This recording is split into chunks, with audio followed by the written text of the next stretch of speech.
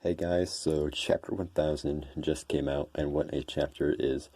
The official Viz translation is not coming out till January 4th, I believe. So, obviously, if you're waiting for that, spoilers ahead. But this is a big chapter, big for Wano, big for the series, big in, the fact that it is chapter 1000. And, I've been reading since, I started watching back when it was, 750 chapters. Like, what was that, mid Rosa?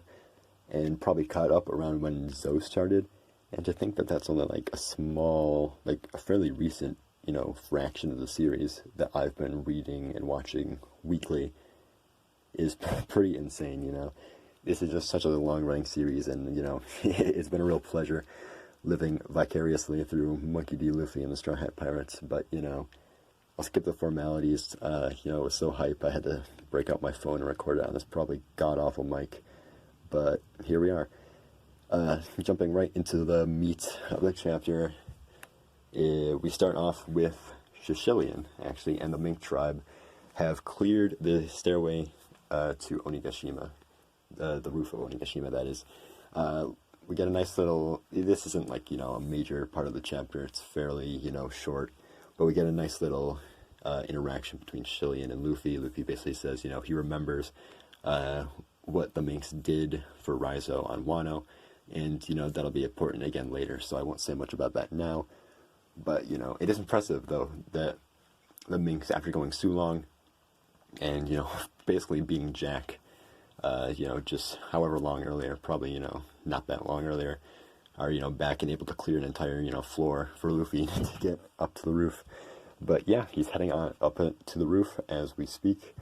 And then we cut over to Zoro and Marco, who is, I believe that's where we left off last chapter, or something like, no, we left off with Big Mom and Kaido, but this is where, Marco and Zoro left off last chapter, flying to the roof. They were getting intercepted by King and Queen, and on the topic of Queen, this is kind of, relegated to the background, which I was a little surprised about, but Queen has like a metal extendo neck, apparently, so he's apparently a cyborg to some degree, which isn't surprising because he was built up as like an engineer and, making biological weapons and whatnot. And we sort of, obviously, he has a mechanical arm, but, for all we knew, that was the extent of the whole cyborg looking stuff. But, last chapter we got a brief scene where he opened his mouth and he had like a double barrel thingamajig in there and shot at Marco, and he noticed how you basically cannot hurt Marco, and he basically restated that again this chapter.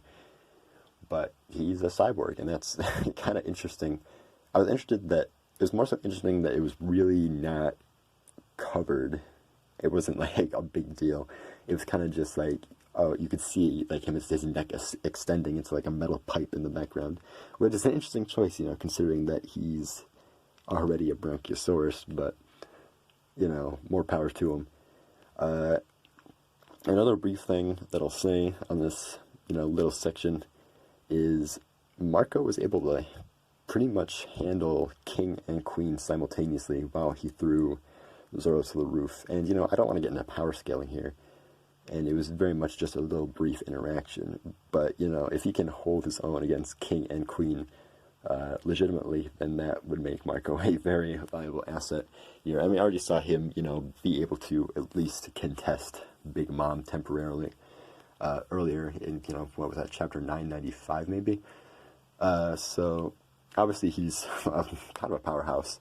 Not that we never thought he was, obviously being the first commander of the Whitebeard Pirates. But yeah, that's really all there is to say on this scene. It was only like a page or two. The real important part is that Zoro has now been flung up to the roof, where we will see him later for the final scene of the chapter. But briefly shifting away from that, we get another scene with Momonosuke and Yamato. And I was a little disappointed here.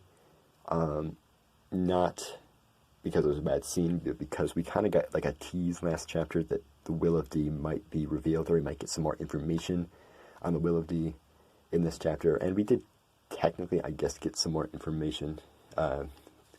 Sort of like you could probably, take the wording and probably, draw some meaning from it. I'm not a great theorist, so I'm not going to even try that. And this is obviously very rough English scan, so it probably wouldn't be great to analyze the wording and try and derive some, bizarre conclusion about the will of D from it. But yeah, obviously that doesn't take away much from the chapter. I would just personally, it was kind of hinted at that the will of D might be revealed this chapter, so I was kind of a little hyped for that. But obviously it's not, and Oda very much made up for it in the last bit of the chapter, so not a huge disappointment there. We continued briefly with the just a little bit of an add-on to the flashback with Ace and Yamato. Two things here. For the first thing is that Ace mentioned, Luffy's dream to become king of the pirates, and obviously he was like, oh, don't laugh at that, because I shouldn't have said it. Don't laugh at it, because, obviously, when Sabo and Luffy, Ace first heard it, they obviously laughed at Luffy, but they matured and they won't let anybody else laugh at it. And the reason I say Sabo is because he actually mentions Sabo here, which I thought was interesting, because last chapter we saw that he mentioned, the rookies in their respective blues, like Kid, Law, Beige. And the thing that most people pointed out about this is that if he knew rookies from each of the blues back when they were, pretty much small fry, why hadn't he heard about Sabo? If he was, even if he wasn't, I don't know if he was already the second in command of the Revolutionary Army at that point, but even if he wasn't, he should have been moving up in the ranks and gaining a considerable amount of infamy. So this, again, I can't really overanalyze the wording because this is a rough scan, but maybe he actually did know that Sabo was there. Maybe he didn't, he never would have guessed that he had amnesia, and he thought that he had purposefully, not gone to meet him, so he just kept his distance. I'm going to assume that he only mentioned Sabo in, remembrance or whatever. But, I just thought that was odd little wording. And Yamato, obviously, and the second part of this is that Yamato, holds up Odin's logbook and says, I would never laugh at that, because a very big figure said that something like this would happen, that rookies would come 20 years from now and, change the world. So, she pretty much confirms that there's some big figure, backing up Luffy's claims in the past, which we kind of already got from, Odin and Roger saying back in the Odin flashback that they were too early when they got to Rafto, and that, 20 years down the line, the big stuff would happen. But where we are now, let's get into the big stuff. Kid, Killer, Law, Zoro, and now Luffy are on the roof facing off against Kaido and Big Mom, which is incredible. I honestly, the thing I was most surprised about was Law being there, because obviously last we saw him, he was in the basement.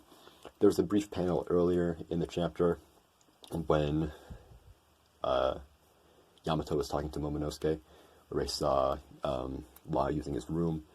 Obviously, we know he can teleport very easily up to the roof with that ability, so, that's no surprise there. But, I don't know, most people just kind of assumed that due to Law being in the basement, even if he has that ability, that was kind of an indication that this, big scene would be delayed. But no, Oda used this ability to his advantage, got Law up to the roof, and now we have 5 of the supernovas facing off against 2 Yonko, which is great. Big hype there.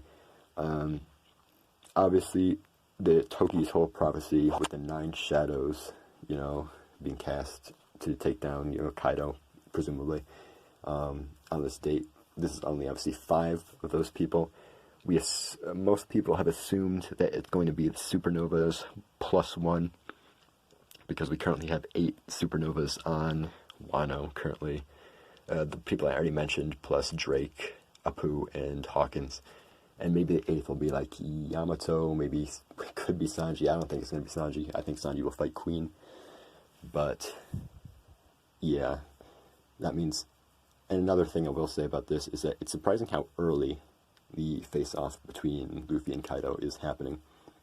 Because the matchups for the other Straw Hats have just barely been set, And usually, when you think about Luffy's fights, they usually only start either, you know, midway through the other Straw Hats fights or after the other Straw Hats fights have already ended. So he is actually getting, you know, a jump start on what the usual pacing of the fights go, and it's starting around the same time as all the other Straw Hats are.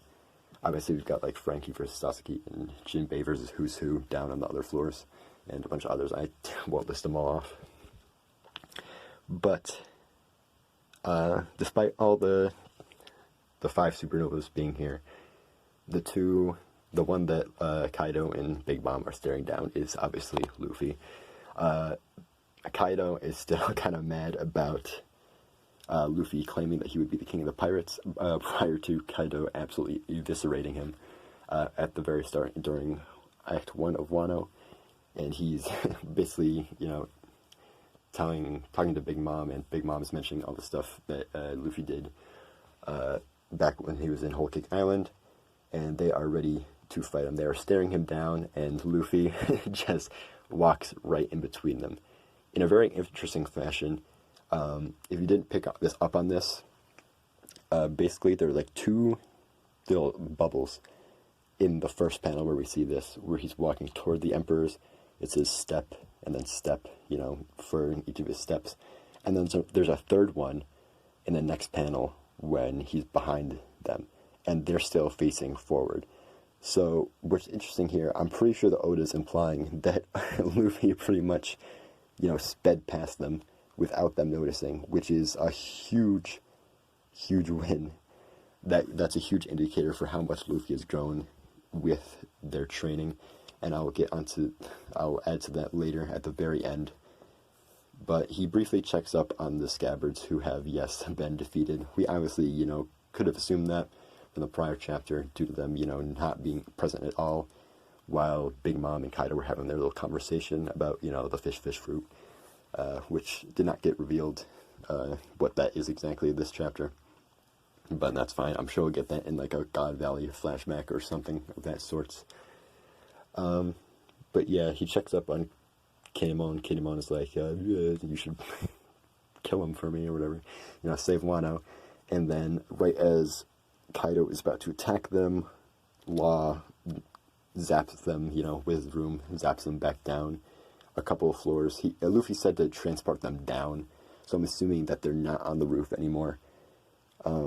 Maybe, again, rough scanlation, they could have just been transported somewhere else on the roof, but it seems like they're not on the roof anymore, and it's just left between the Emperors and the supernovas, which, you know, it's finally here. We, admittedly, again, like I said, it got here a bit faster than I thought we would, but the hype is real nonetheless.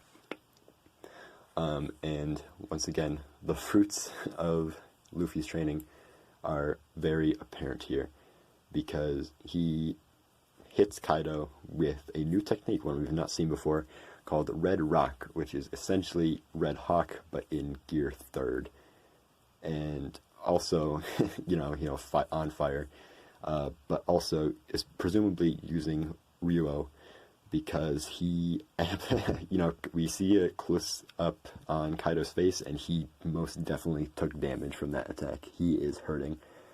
And Big Mom is, you know, surprised, like, oh, Kaido, why are you on the floor? Why would you let him, you know, do that? And we see him lift his head, and Kaido, you know, and Big Mom's surprised because Kaido is not looking good after that punch, which is very, very exciting.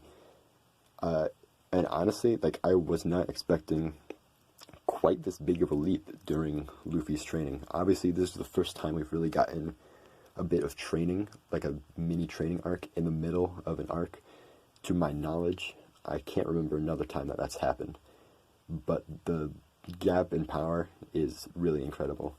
And obviously, we know that he's mastered Ryuo to some degree, because at the very end of Act 2, we saw him punch that hole in the tree, you know, without touching it.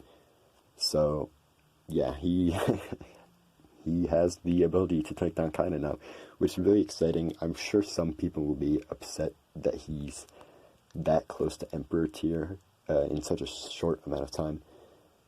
And again, you know, power scaling, it's a tricky subject. You really can't win when you power scale, especially in a rock, paper, scissors-esque series in One Piece where, you know, obviously sometimes a character can just get advantageous situations or an advantageous power that allows them to easily sweep someone that would be traditionally, you know, stronger than them.